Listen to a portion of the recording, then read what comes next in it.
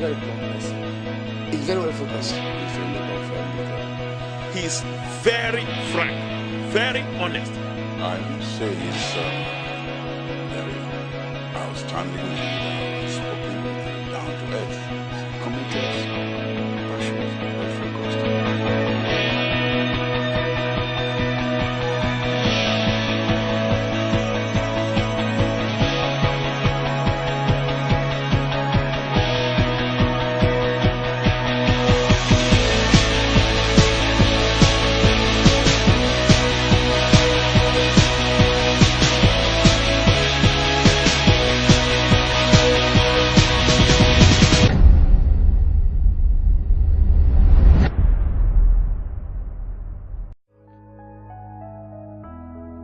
Simple thing drives him, and that is the background from which he comes from.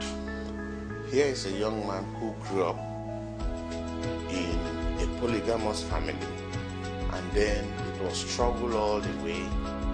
Going to school was difficult.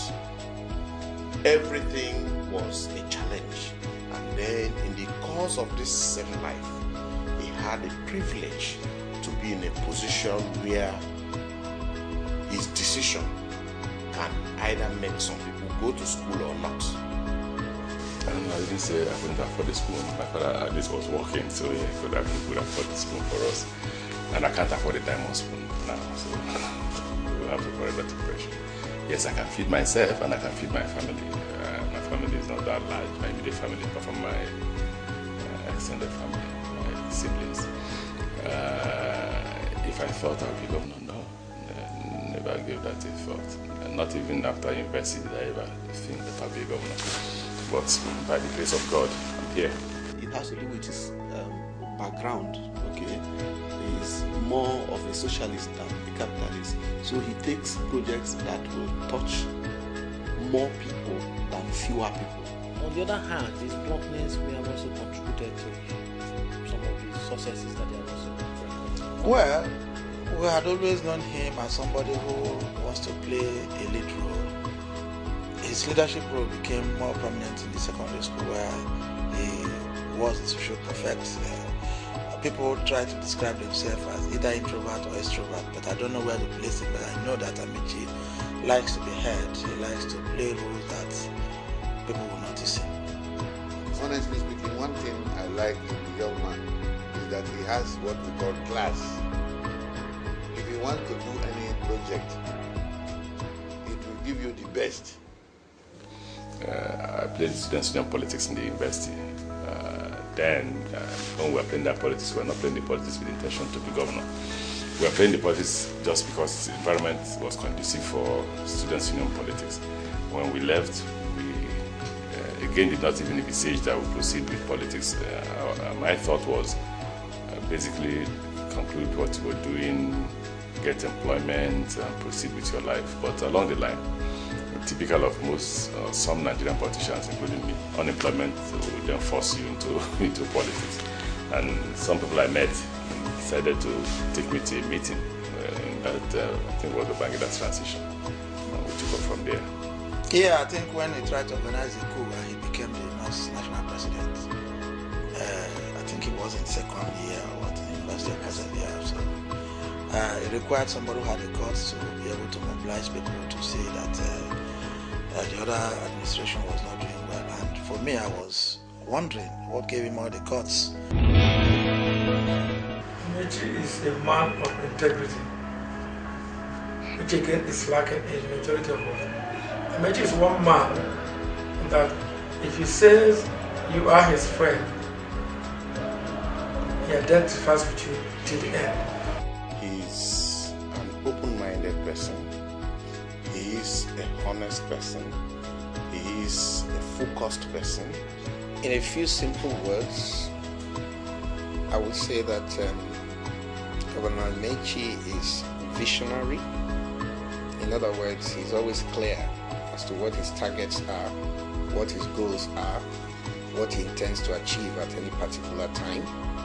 He's tenacious in the sense that when he makes up his mind that he's going in a given direction, he's going to keep at it until he achieves what his objectives would be.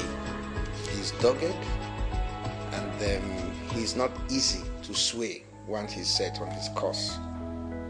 I must say he's very outstanding and spoken and down to earth.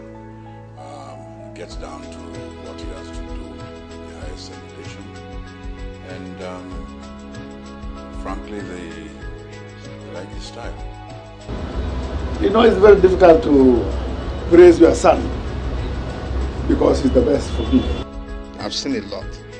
And I think without any patronizing, I think the governor here, Governor Amaechi, is a blessing to Port Harcourt, to Rivers State. They vary. It depends on what experience you're looking for.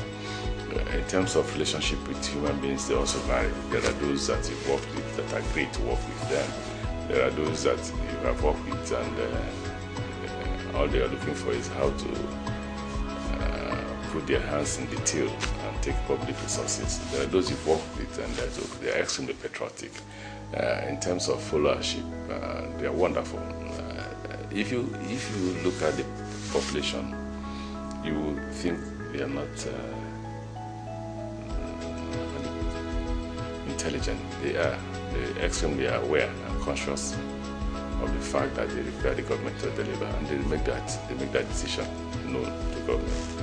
And they have put that pressure on us. So if you go around the state, you will see the response to that pressure. You will see roads, you will see improvements in power, you will see schools, you will see healthcare facilities and infrastructure, increase in the number of doctors.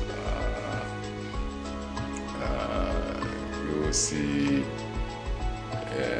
we are just beginning to get introduced into the vocational training to enable our brothers and sisters who don't want to go the grammar school way to be properly trained in artisanship and all that. We're focusing in developing both skilled and unskilled manpower and providing a productive economy that will enable people have means of livelihood and allow an improvement in their security. When we came, we were confronted with the horrendous insecurity in Rivers State. Lives were being lost on a daily basis. Young girls were being raped on a daily basis. Hoodlums became superstars, and there were different governors in the state, and the state was balkanized into different groups and regions. Each leader of the hoodlums led a part of the state and all that. And we knew that wasn't the best way to go.